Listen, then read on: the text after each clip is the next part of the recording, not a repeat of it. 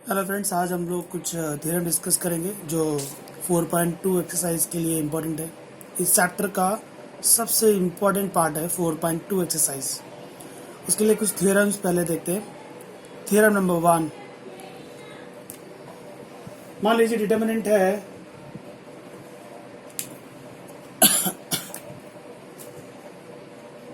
1, 5, 6, 7, 2, 0, -2, 3, 4। ये एक डिटर्मिनेंट का वैल्यू है। थ्योरम 1 एक्सप्लेन कर रहा हूँ आपको। आप थ्योरम 1 ये कहता है RI टू CI करके देखिए। RI टू CI का मीनिंग है all rows change to corresponding column. जितनी भी रोज है आप उसको करस्पॉन्डिंग कॉलम में कन्वर्ट कर दीजिए। तो एक नया डिटर्मिनेंट आएगा, उसको D डैश नाम देते हैं। जो रोज है change to corresponding column. Row number 1 change to first column, row number 2 change to second column, row number 3 change to third column. तो जितनी भी रोज हैं आपने उसको किस में कन्वर्ट कर दिया? कॉलम में। इसको क्या बोलते हैं? RI to CI, all rows change to corresponding column. जब भी आप ये थ्योरम अप्लाई करेंगे तो डिटर्मिनेंट के आंसर में कोई भी चेंज आएगा नहीं। ये आपका ओरिजिनल डिटर्मिनेंट है। अगर इसका आंसर A आने वाला है तो ये जो न्यू डिटर्मिनेंट है उसका आंसर भी A आएगा। दैट मीन आंसर चेंज होगा नहीं। तो एज अ रूल याद रखेंगे, if apply RI to CI, RI to CI का मीनिंग है all rows change to corresponding column, then determinants का जो आंसर है वो अनचेंज होता है, वो चेंज होता नहीं। इस थ्योरम कब कैसे यूज करना है वो जब हम सम्स करेंगे तो आइडिया आएगा। अभी एज अ रूल आपको याद रखना है। थ्योरम नंबर 2, सेकेंड थ्योरम है, अगर आप किसी डिटर्मिनेंट में रो या कॉलम इंटरचेंज करते हैं, सपोज दैट डिटर्मिनेंट है 1, 5, 6, 7, 2, 0, -2, 3, 4। इसका आंसर क्या आने वाला है? A, जैसा मैंने यहाँ पर एज्यूम किया। ये एज्यूम किया आंसर कोई ना कोई वैल्यू होगा। इस डिटर्मिनेंट में थ्योरम 2 अप्लाई करना है। थ्योरम 2 ये कहता है रो इंटरचेंज कर दो या फिर कॉलम इंटरचेंज करो। उसको हम लोग क्या लिखते हैं? RI change to RI change to RJ और CI चेंज टू CJ। मतलब किसी रो को किसी और दूसरी रो में इंटरचेंज कर दीजिए या फिर कॉलम को इंटरचेंज कर दीजिए। तो आंसर में क्या चेंज आएगा? जो ओरिजिनल D है वो चेंज होके माइनस में हो जाएगा, मतलब साइन चेंज होगा।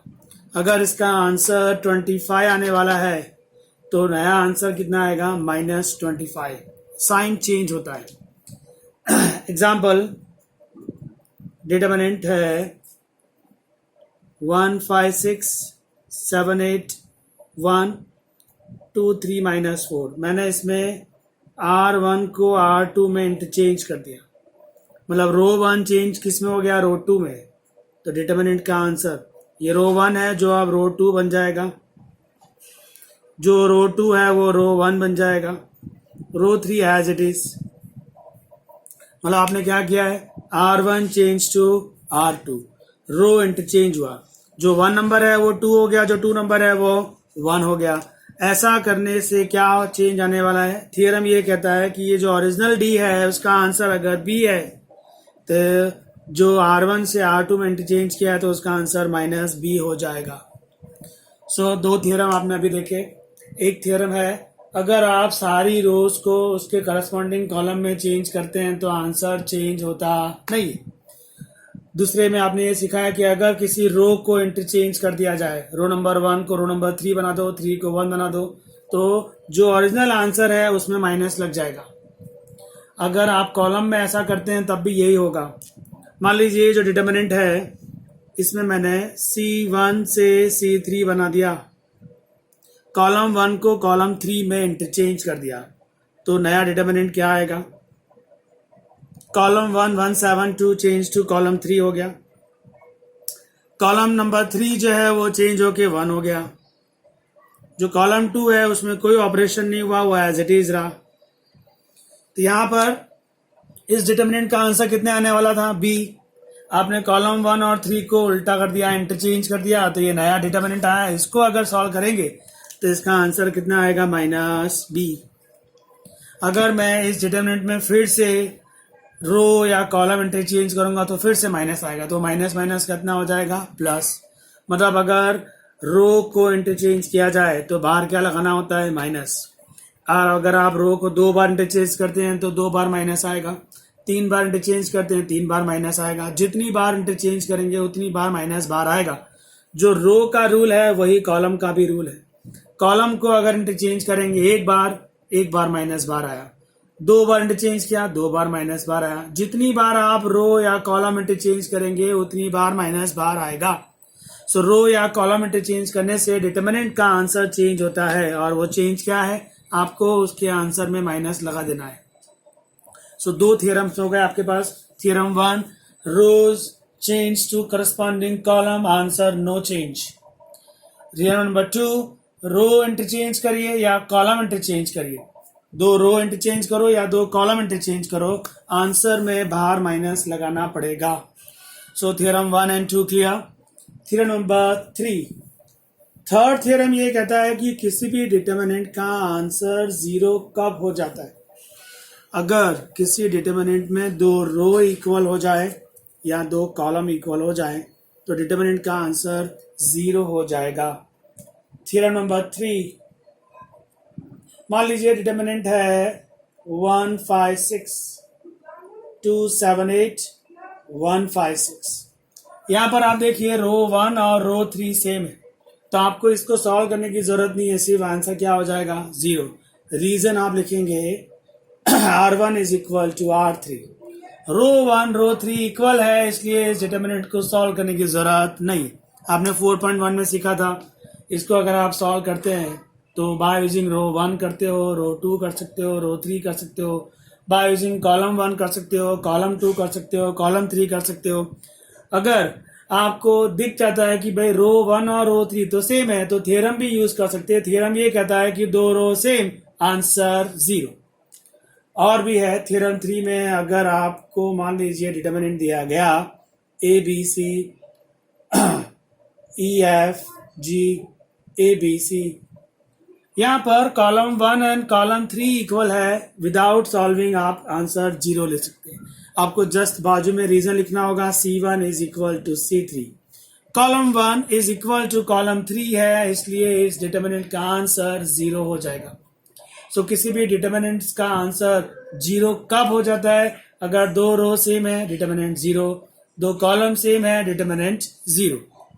और एक कंडीशन है, मान लीजिए डिटर्मिनेंट है 1 5 6 0 0 0 2 8 9। अगर किसी डिटर्मिनेंट्स में किसी भी रो के सारे एलिमेंट 0 हैं तो विदाउट सॉल्विंग आप उसका आंसर 0 ले सकते हैं। द सेम थिंग, अगर किसी डिटर्मिनेंट में किसी कॉलम के सारे एलिमेंट 0 हैं, किसी भी कॉलम के, वो कोई भी हो सकता है, कॉलम 1 कॉलम 2 कॉलम 3, तब भी आपको डिटर्मिनेंट का सम सॉल्व नहीं करना है, डायरेक्ट उसका आंसर 0 लिख देना है। दैट मीन्स डिटर्मिनेंट्स में कोई 2 रो इक्वल तो 0, कोई 2 कॉलम इक्वल तो डिटर्मिनेंट 0। अगर किसी रो के सारे एलिमेंट 0 हैं तो भी 0, किसी कॉलम के सारे एलिमेंट 0 हैं तब भी डिटर्मिनेंट्स का वैल्यू 0 ही आएगा। सो डिटर्मिनेंट्स में एक और थ्योरम ऐड हुआ। थ्योरम ये है कि डिटर्मिनेंट का वैल्यू 0 कब होता है, जब भी डिटर्मिनेंट में 2 रो सेम, डिटर्मिनेंट का वैल्यू 0। विदाउट सॉल्विंग आप 0 ले सकते हैं, आपको खाली रीजन देना है। डिटर्मिनेंट्स में 2 कॉलम सेम, तब भी डिटर्मिनेंट्स का आंसर 0 आएगा। अगर किसी रो या कॉलम के सारे एलिमेंट 0, तब भी डिटर्मिनेंट्स का आंसर 0 ही आएगा। नाउ थ्योरम नंबर 4, अगर किसी डिटर्मिनेंट में किसी नंबर को मल्टीप्लाई करना है तो वो किसी एक रो से मल्टीप्लाई होगा या किसी एक कॉलम से मल्टीप्लाई होगा। मान लीजिए ये D है और मुझे फाइंड आउट करना है 2D, तो मैं 2 लिखूंगा, डिटर्मिनेंट कॉपी करूंगा, 1 5 6 2 7 8 1 5, इसको चेंज कर देता हूँ -6, नहीं तो 0 लिखना पड़ेगा, 1 5 -6। ये ओरिजिनल डिटर्मिनेंट है, मुझे उस डिटर्मिनेंट में क्या मल्टीप्लाई करना है, 2। तो 2 लिख के डिटर्मिनेंट कॉपी किया। ये 2 किसी एक रो में मल्टीप्लाई होगा या किसी एक कॉलम में मल्टीप्लाई होगा, वो पूरे डिटर्मिनेंट से मल्टीप्लाई नहीं होता है। मैट्रिक्स में क्या था, अगर ये मैट्रिक्स होता तो ये 2 सब से मल्टीप्लाई होता। डिटर्मिनेंट्स में रूल चेंज है, अगर कोई नंबर किसी डिटर्मिनेंट से मल्टीप्लाई करना है तो किसी एक रो में मल्टीप्लाई होगा या किसी एक कॉलम में मल्टीप्लाई होगा, वो पूरे डिटर्मिनेंट से मल्टीप्लाई होता नहीं है। जैसे मुझे ये 2 अंदर मल्टीप्लाई करना है तो मैं किसी भी एक रो या कॉलम में मल्टीप्लाई करूंगा, वो सम की डिमांड पर डिपेंड करेगा कि आप किस में मल्टीप्लाई करोगे।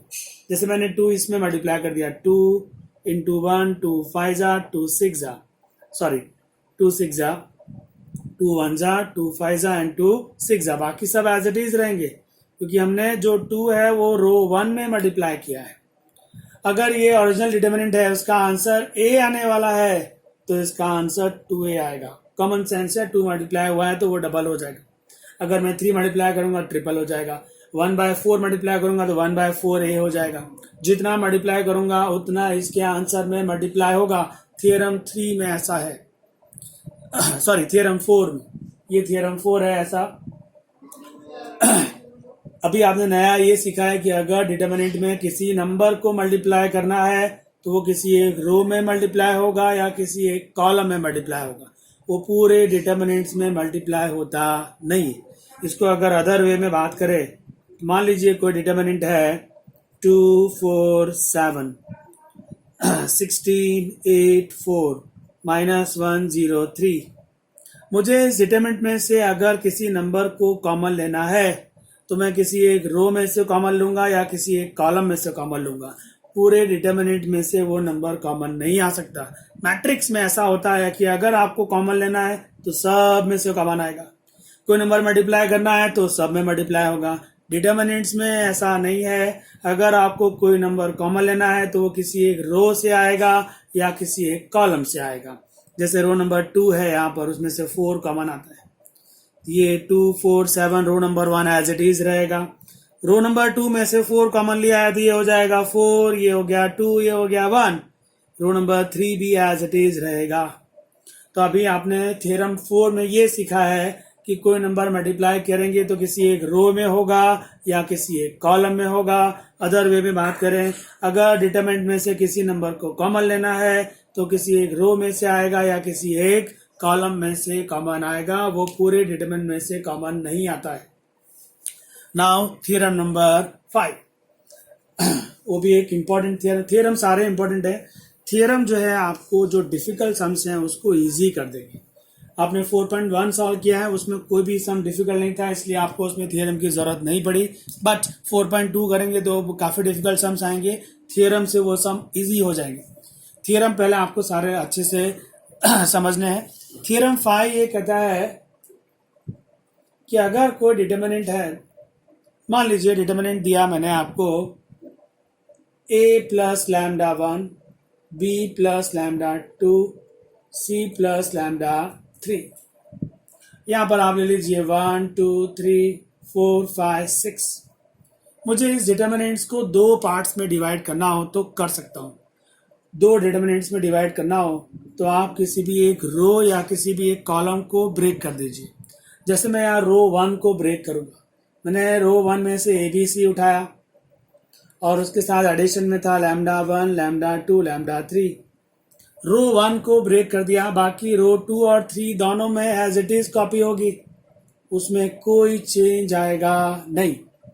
मतलब अगर आप किसी डिटर्मिनेंट्स को 2 पार्ट्स में डिवाइड करना चाहते हो तो किसी भी एक रो को आप ब्रेक कर सकते हो। जैसे यहाँ मैंने रो 1 को ब्रेक किया है, बाकी दोनों रो एज इट इज रहेंगी।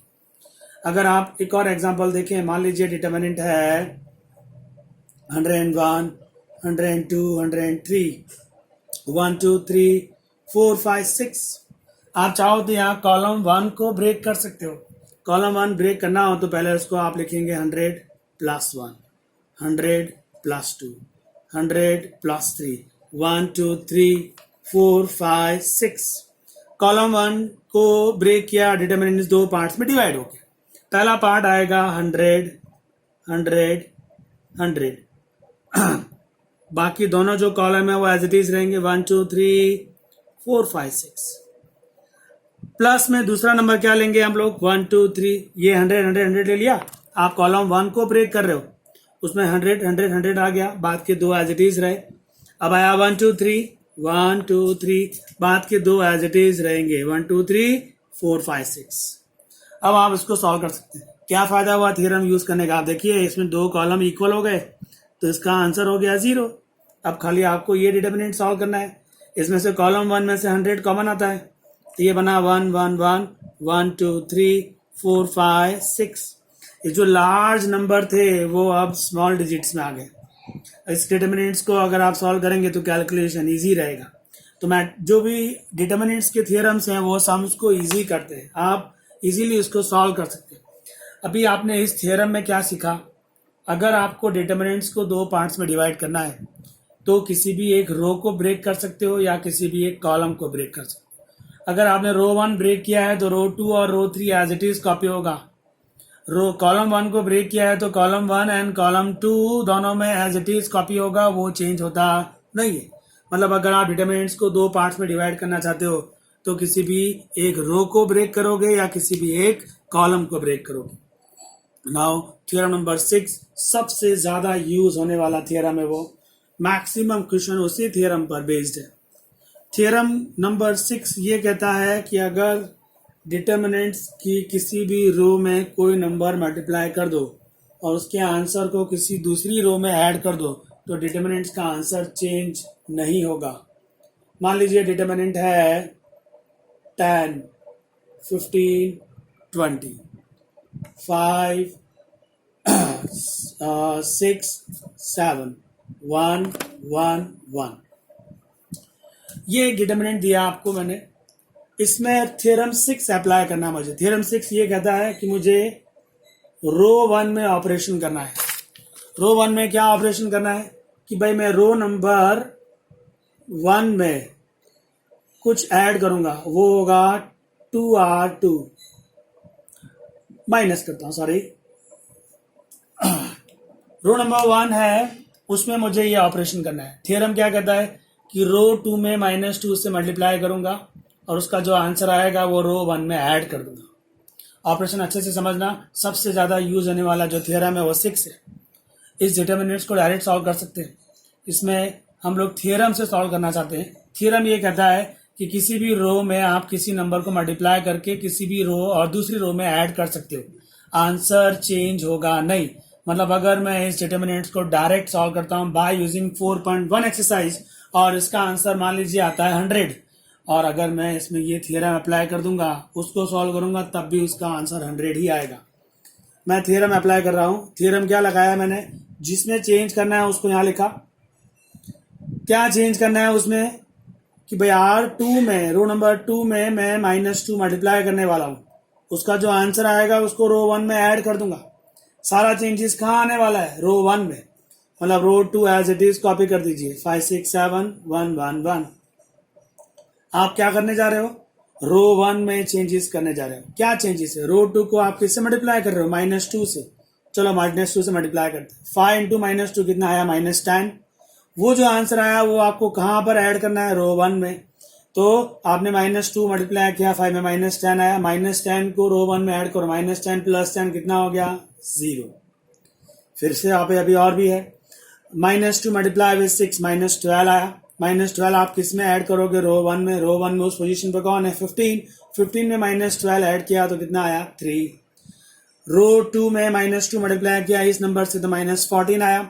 -14 आप किस में ऐड करोगे, 20 में, तो कितना हो गया, 6। ये देखिए आप, ये जो लार्ज नंबर थे वो स्मॉल हो गए, स्मॉल हो गए। मैंने आपसे कहा इसका आंसर कितना आने वाला है, 100। अगर आप इसको सॉल्व करेंगे तो अभी इसका आंसर 100 ही आएगा। अगर इसका आंसर 10 आने वाला है तो इसका आंसर भी 10 आएगा, भले डिजिट्स चेंज हो गए। आपने डिजिट्स किससे चेंज किए, ये ऑपरेशन किया। ये ऑपरेशन कौन सा है, रो ऑपरेशन है। आपने सारा रो जो ऑपरेशन लगाया वो किस में लगाया, इस बार रो 1 में लगाया। सम पर डिपेंड करेगा कि आप कौन सी रो में ऑपरेशन करोगे।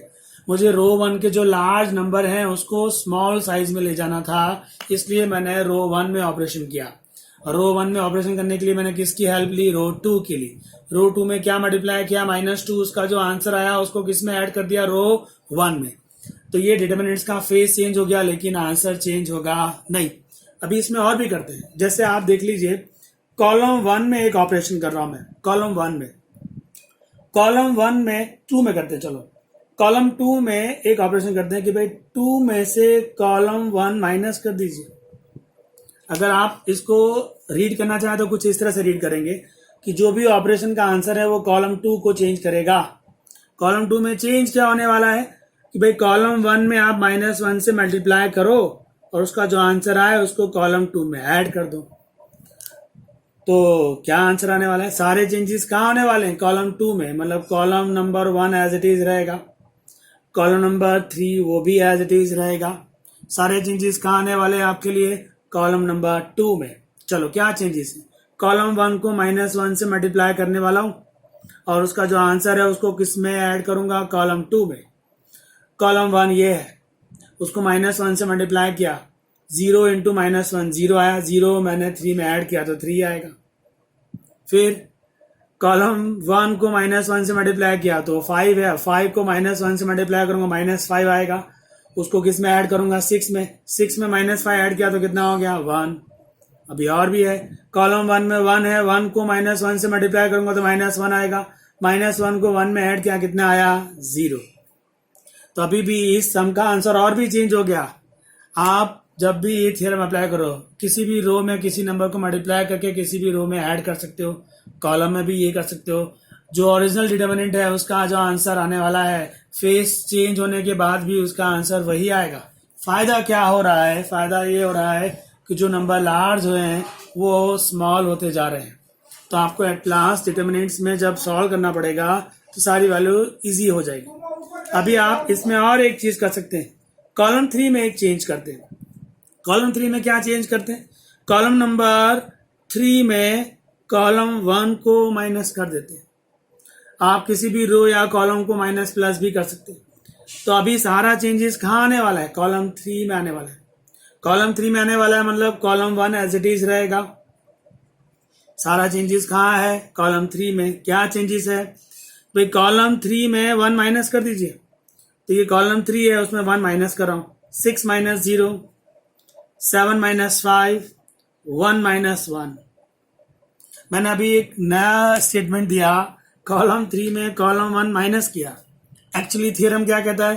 कॉलम 1 को -1 से मल्टीप्लाई करो, उसका जो आंसर आए उसको कॉलम 3 में ऐड करो।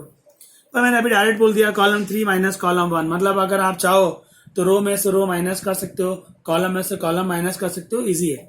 ये थ्योरम के अंदर इन्वॉल्व है ये चीज, रो में से रो माइनस होगा, कॉलम में से कॉलम माइनस होगा। अगर आप रियल स्टेटमेंट देना चाहें तो क्या स्टेटमेंट बनता है फ्रेंड्स? कॉलम 1 में -1 मल्टीप्लाई हुआ, उसका जो आंसर आया उसको कॉलम 3 में ऐड किया गया, तब ये आंसर आया है।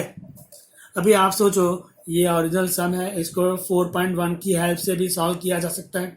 अभी मैंने इसमें थ्योरम 6 अप्लाई किया 3 बार और इसका फेस चेंज हो गया।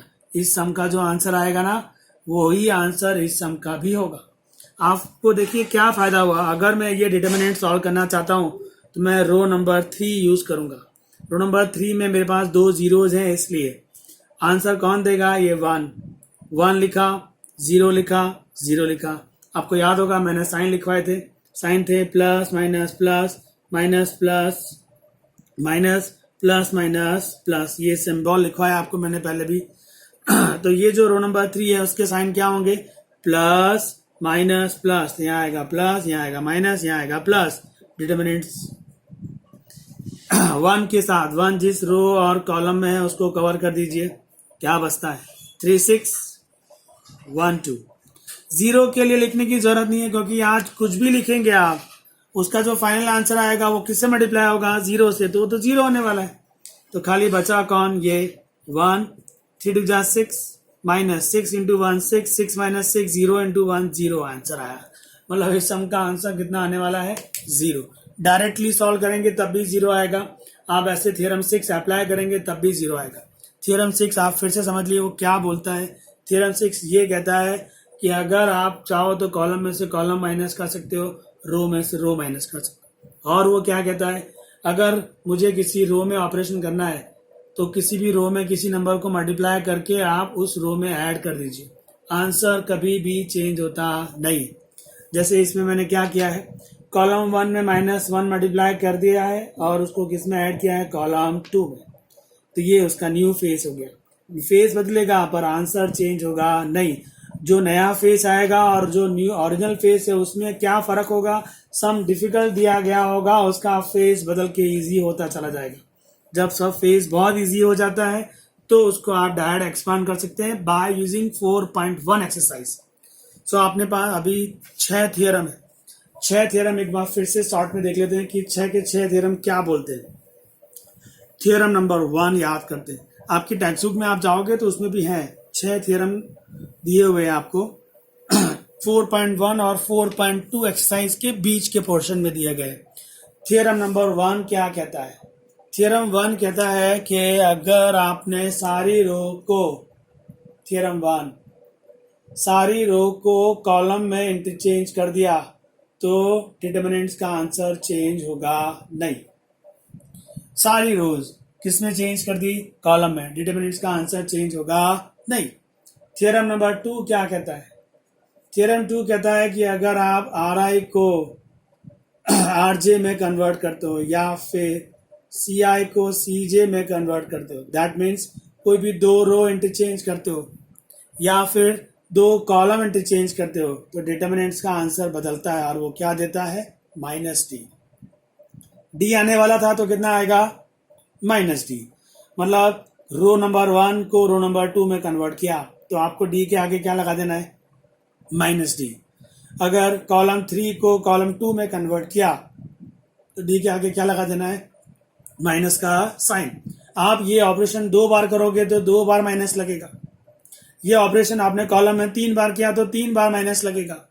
तो थियरम नंबर 2 कहता है रो इंटरचेंज करो या कॉलम इंटरचेंज करो, आंसर में लास्ट में माइनस लगाना पड़ेगा।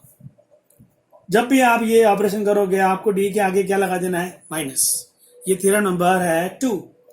नाउ थियरम 3 क्या कहता है कि डिटरमिनेंट्स का आंसर 0 कब होता है, जब 2 रो इक्वल हो जाए, जब 2 कॉलम इक्वल हो जाए या किसी भी रो के सारे एलिमेंट 0 हो जाए या किसी भी कॉलम के सारे एलिमेंट 0 हो जाए।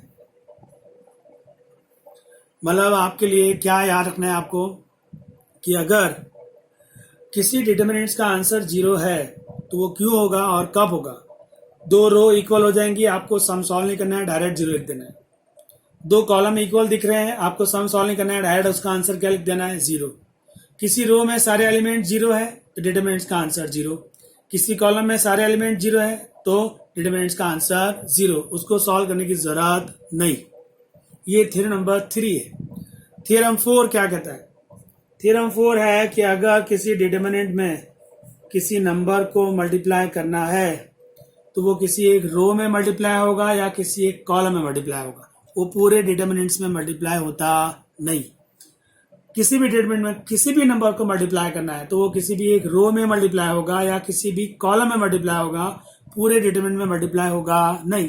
अदर वे में बात करें तो अगर डिटरमिनेंट में से किसी नंबर को कॉमन लेना है तो थियरम 4 ये कहता है कि अगर डिटरमिनेंट में से कोई नंबर आप कॉमन लेना चाहते हो, किसी एक रो से कॉमन आएगा या किसी एक कॉलम में से कॉमन आएगा, वो पूरे डिटरमिनेंट में से कॉमन आता नहीं। Now theorem number 5।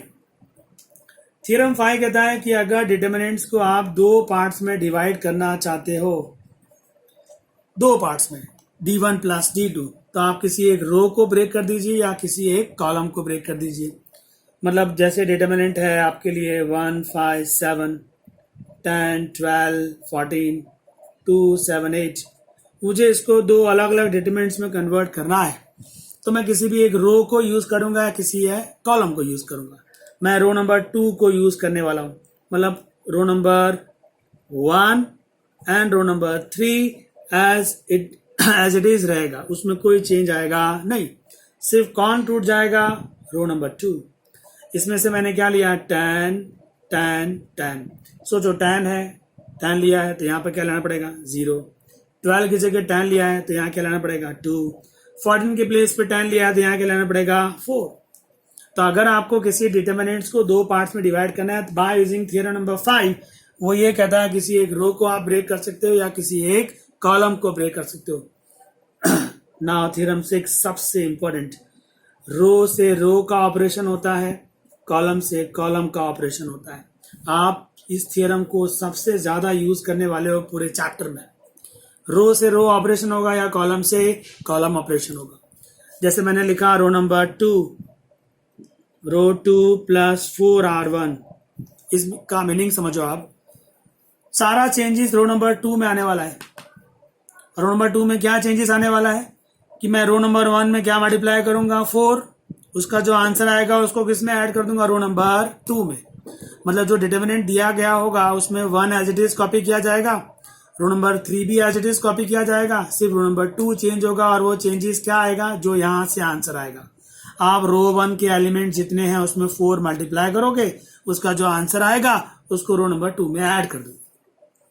मान लीजिए मैंने लिखा है C3 माइनस C2, सारा चेंजेस किस में आने वाला है कॉलम 3 में।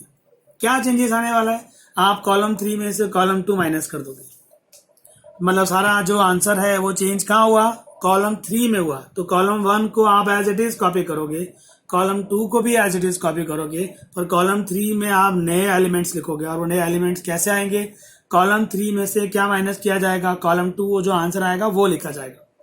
इसको अगर मैं अदर वे में बोलूं तो क्या लिखा है, कॉलम 2 को -1 से मल्टीप्लाई किया, उसका जो आंसर आया उसको कॉलम 3 में ऐड किया। मान लीजिए मैंने लिखा रो 1 माइनस रो 3, क्या मतलब है इसका, रो 1 प्लस रो 3 करते हैं। चलो इस बार क्या मतलब है इसका, सारा चेंजेस रो 1 में आने वाला है। और वो चेंजेस क्या है, मैं रो 1 में रो 3 के सारे एलिमेंट्स ऐड कर दूंगा। एडिशन के बाद जो नंबर आएंगे वो सब रो 1 में कॉपी कर दिए जाएंगे। What about row 2 and row 3 as it is, no change. सारा चेंजेस कहाँ आने वाला है आपने लिख दिया है। मान लीजिए मैं ऐसा कर दूं, रो 2 में रो 2 प्लस रो 1 प्लस रो 3, क्या ऐसा कर सकते हैं, यस। क्या किया है मैंने इसमें, चेंजेस क्या है, रो 2 में सारे चेंजेस आने वाले। और क्या चेंजेस आने वाले, रो 2 में मैं R1 और R3 दोनों को ऐड कर दूंगा। ऐसा कर सकते हैं, यस कर सकते हैं। मान लीजिए मैं कॉलम 1 की बात करूं, column 1 plus column 2 plus column 3, सारे चेंजेस कहाँ आने वाले हैं, कॉलम 1 में आने वाले हैं। और वो चेंजेस क्या आने वाले हैं, कॉलम 1 में मैं 2 और 3 को ऐड कर दूंगा। ये सब कुछ आपको करना है, थ्योरम 6 इस चीज को अलाउ करता है। आप रो में से रो का ऑपरेशन करेंगे, कॉलम से कॉलम का ऑपरेशन करेंगे। रो टू कॉलम या कॉलम टू रो का ऑपरेशन नहीं होता है। 4.2 एक्सरसाइज मैं आपको नेक्स्ट लेक्चर में एक्सप्लेन करूंगा। उसके पहले आप ये वीडियो ध्यान से देखिएगा। 6 थ्योरम है, उसको आप अच्छे से रीड कर लीजिएगा। आपको 4.1 और 4.2 एक्सरसाइज के बीच में ये सारे थ्योरम मिलेंगे। वहां पर उसने आपको एग्जांपल्स भी दिए होंगे, वो भी आप एक बार देख लेना। उसके बाद ही आप 4.2 एक्सरसाइज स्टार्ट करना। इस चैप्टर का सबसे इंपॉर्टेंट पार्ट है 4.2। अगर आपको 4.2 समझ में आ गया, मान लीजिए चैप्टर एकदम इजीली समझ में आ जाएगा। 4.2 एक्सरसाइज में आपको सिर्फ ये थ्योरम अप्लाई करके सम सॉल्व करना है। वहां पर डायरेक्ट भी आपने जो 4.1 में किया है कि डायरेक्टली एक्सपांड कर दिया, वो नहीं चलेगा। आपको लिखा गया होगा by using a theorem, by using A theorem find the value of determinant. तो आपको थ्योरम यूज करने ही पड़ेंगे। तो आपको पहले सारे थ्योरम अच्छे से समझने हैं। आप इस वीडियो को 2 से 3 बार देखिएगा, उसके बाद ही आप नेक्स्ट वीडियो जो मैं 4.2 एक्सरसाइज एक्सप्लेन करूंगा उसको देखना। Thank you friends.